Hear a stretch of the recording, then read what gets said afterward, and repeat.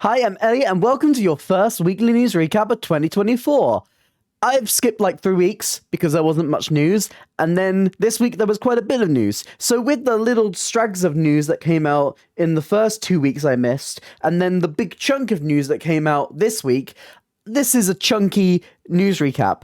But we do these every single week. This is the series where I go through all of the West End and UK touring theatre news, and I give it to you so you can stay up to date. Yes, some of this news is not very recent though, because I skipped 3 weeks. I promise that's not going to be regular. I don't skip weeks, only when there's no news. But if you want to stay up to date with UK theatre and get the news in the most chaotic way, I'm your gal. So make sure you hit like and subscribe so the YouTube algorithm doesn't hate me. So let's start with our casting news as we always do. Honestly, for casting news, this has been fairly quiet. A lot of the things that are opening have already announced casting because they announced it before Christmas. So we only have a couple of things to actually talk about this week. First off, we have a returning cast member to Les Mis, who starts literally on Monday. Yeah, this news is old.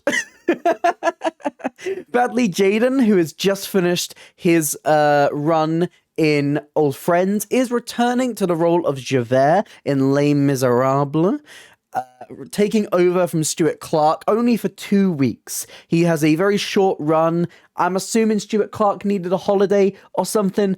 I don't know. Well, Bradley Jaden's back. And if you miss Stuart Clark, don't worry, because he will be back on the 29th of January. I need to see this new version of Les Mis. I can't believe this new version of Les Mis has been on for like 2, 3, 4 years. Now, 4, this is 2024. Oh my god, what is time? And I still haven't seen it. I saw the old one. I saw the old version of it. I just haven't found the time. I haven't found the time. Okay? Don't yell at me.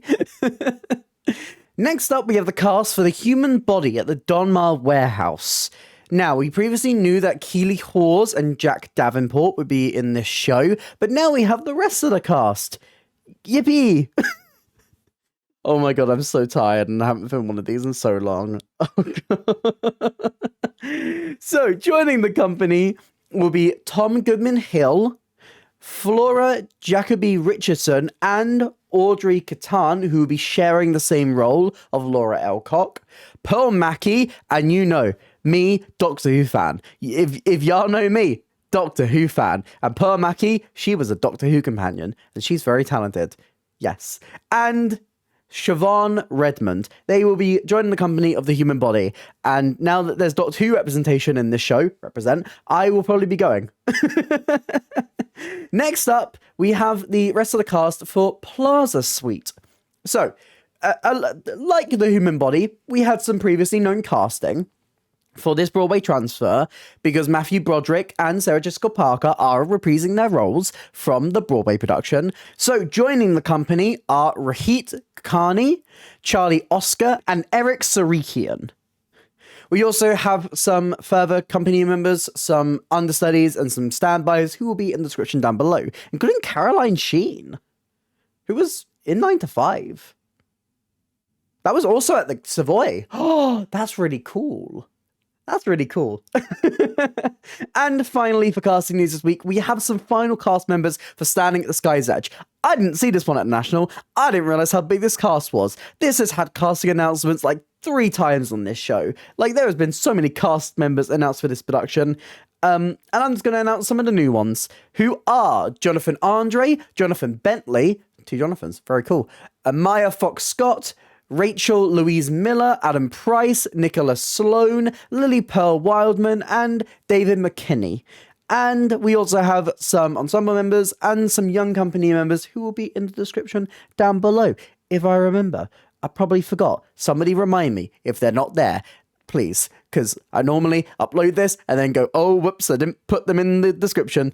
Oh god, and that's all your casting news this week. There's not that many because a lot of the casting it was announced before Christmas. But what there is quite a lot of this week compared to other weeks is there's a lot of miscellaneous news. So let's go through it. First, we have an extension to the Mrs. Doubtfire musical. If you want to go see this, you can now book your tickets up to the 16th of February 2025. That feels weird to say. That feels like a long time away. Oh lord. And unfortunately, we do have an early closing to talk about. Sadly, it was announced this week that the Time Traveler's Wife will sadly be closing early, ending its West End run on the 24th February 2024. This is really sad to see. You never want to see a show close early. I think it's a shame that it doesn't get to see out its full run. And now we can move on to a lot of the weirder miscellaneous news, which is really cool. Pretty much all of these, except for one, because I'm bad at sorting things out in orders, who cares, are about cinema. First off, we have the hosts for the What's on Stage Awards, and they are the icons, the legends, the talented beyond talent, Meneli Labari and Bonnie Langford. If you don't know these two icons of theatre, Meneli Labari was in & Juliet and is soon to be Hermes in Hadestown. I got a little sneak peek of her Hermes and oh my lord, mwah, I cannot wait. And Bonnie Langford is just an icon of screen and stage. She was in Old Friends. She is a Doctor Who companion from the 70s, 80s, and then she returned in the Doctor Who specials this year. So if you don't know Bonnie Langford as Melanie Bush, again, I know if you have a Doctor Who star in your show, I'm gonna hype them up. But they will be hosting the 24th annual What's on Stage Awards next month. I'm very excited for this. I put my nominations in yesterday, like on the deadline. The day that it closed, I put them in. Yes. And now we can talk about some of the cinema news. First off, we heard previously that they were going to be remastering Les Mis, the film, not the musical. Well, it is a musical. It's a musical film. I'm too tired for this. It will be released in cinemas in the UK on February 14th, 2024, in the US on the 23rd of February, 2024, and will be released internationally across the year, they said. They didn't give a specific date for this. It just said across the year. So if you are not British or American, have fun. Next up for cinema news, we got a little hint at something that I wanted to talk about. Both Margot Robbie and Greta Gerwig have addressed the question of a Barbie musical. So this was hinted at the Golden Globes, and Margot Robbie said it's not the first time they've actually thought of this idea, and Greta Gerwig said that she would love to make a musical. Now, this is just a speculation. There is no official announcement. There is nothing that they will actually do this, but this actually shows that they are at least thinking about this idea, and there is a potential for a Barbie musical to come at some point, which, you know, if that came, I would eat that up. That sounds amazing. Please give me a Barbie musical based on the Barbie movie right now, please and thank you. And finally, for cinema news this week, we have some pro shots that have announced some cinema screening dates. This is various musicals, some that have previously been shown in cinemas, and some new ones that you can enjoy. First off, the Titanic musical, which was filmed at the New Victoria in Woking, will be shown in cinemas on the 7th of March and the 10th of March. That's very close to my birthday. That's very cool. My Favourite Things, the Rodgers and Hammerstein concert, is going to be screened on the 14th and the 18th of February. And then we have some returning pro shots as well, including Kinky Boots, which was recorded at the Adelphi Theatre, which is going back into cinemas on the 1st and the 4th of February. 42nd Street was going to be shown on the 16th and the 19th of May. And An American in Paris, which was filmed at the Dominion, which has some screenings booked on the 18th and the 21st of April. So keep an eye at your local cinema, because maybe you can catch a pro shot. And that's very cool, isn't it? And now that's us for miscellaneous news. It's time to go into our transfers and new productions of the week. I feel like I'm girlbossing this. I feel like I felt like I was going to be so rusty at this because I haven't done it in a while, but now I'm girlbossing it. And now I've got to talk about 8 different shows that are happening at the same theatre as part of a festival. Oh, Lord. Okay, let's see if I can get through this one. MTFest is back. We love MTFest. MTFest, the Festival of New Musical Theatre, which is hosted at both the Other Palace and the Turbine Theatre, has announced the lineup for this year. And they are a Jaffa Cake musical, which is going to be playing at the Other Palace. I don't feel like I need to tell you what this is about. It's about Jaffa Cakes. It's actually inspired by the 1991 tribunal, which was trying to determine the true identity of a Jaffa cake, whether it is a cake or a biscuit. This sounds camp and I'm ready for it. We have Both, which is actually a musical that's been written by Declan Bennett. You may know Declan Bennett. Big time man. He actually had a stage... Big time man, yes. He's a good actor, yeah. He had a one-person show, which was at the Lyric last year that I caught, which was absolutely fantastic, Boy Out the City, and he is writing a musical. Well, he's written one. It's getting put on. He's not writing it currently. He's written it. I guess it's a workshop, so I guess he is still writing it. Forget what I said. It's called Both. It is described as a delicately powerful and intimate new musical that whispers the end into the limelight. This sounds intriguing, and I'm very interested to see what Declan Bennett writes. I really enjoyed his work on Boy Out the City, so this could be fantastic as well. We have Tit Swingers. I don't think I would be saying that today, which is about queer... Okay, sign me up. This is about queer pirates. Oh my god, it's a punk gig musical about pirates, and they're writing their own sea shanties. This... I'm ready. Oh lord, I'm ready. And finally, oh lord. Finally, for the Other Palace lineup is Plastered, which is a musical that is described as another little shop, another big problem. At a 50s San Francisco coffee house, a struggling beatnik, what's that? I don't know what that is. Sculptor accidentally creates a new style of art that thrusts him into fame and fortune in this twisted killer comedy musical.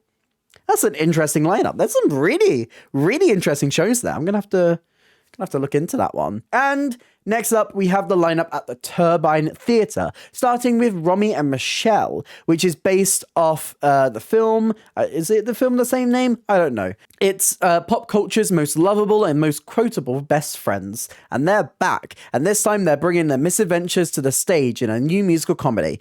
I've never heard of this film, which is probably going to get me slandered by a few people, but I haven't heard of it.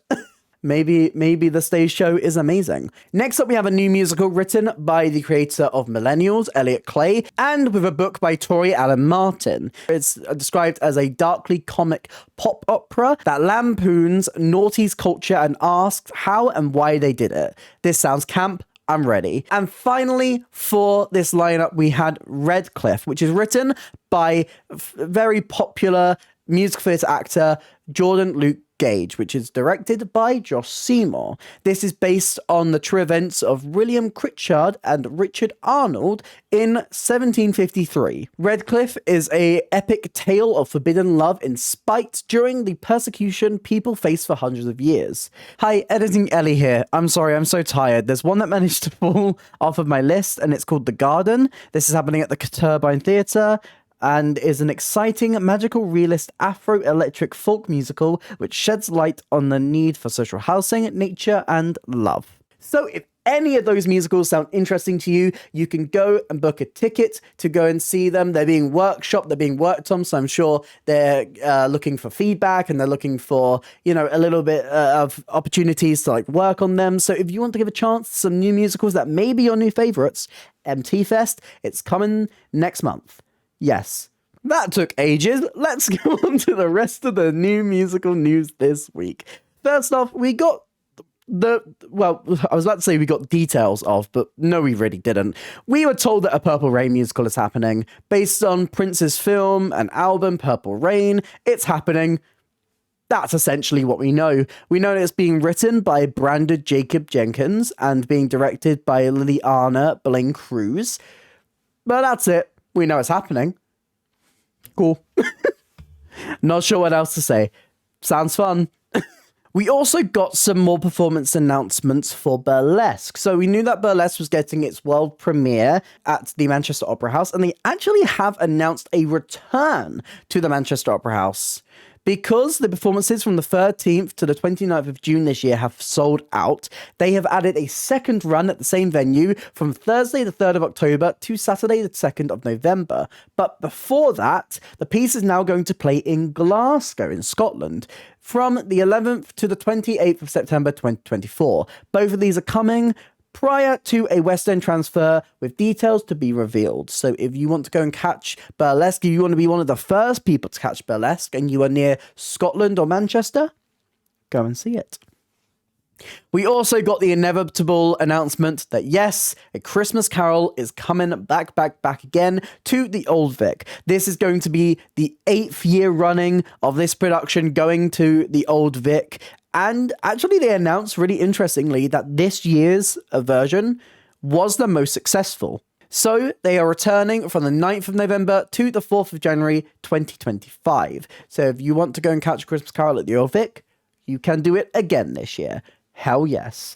And finally, in news this week, probably the most lovely piece of news, and the thing I'm so glad about is that we have a West End transfer for Two Strangers Carry a Cake across New York. This was one of my favorite shows last year. It ranked like 14th in my top 20 of shows of 2023. And just when we thought we were going to lose it, it's coming back. It's going to be transferring to the Criterion Theatre from the 4th of April to the 14th of July 2024, with Joanna Gift and Sam Tutty reprising their roles. And they have announced that some more tracks and some more songs will be released from the show, which is fantastic news. I think this music is so good, and I'm so happy I'm going to be able to listen to more of it. If you want a little taster of the cake, a little bit of the icing, you can go and listen to a few of the tracks that they've released, like New York, which is a fantastic opening number song.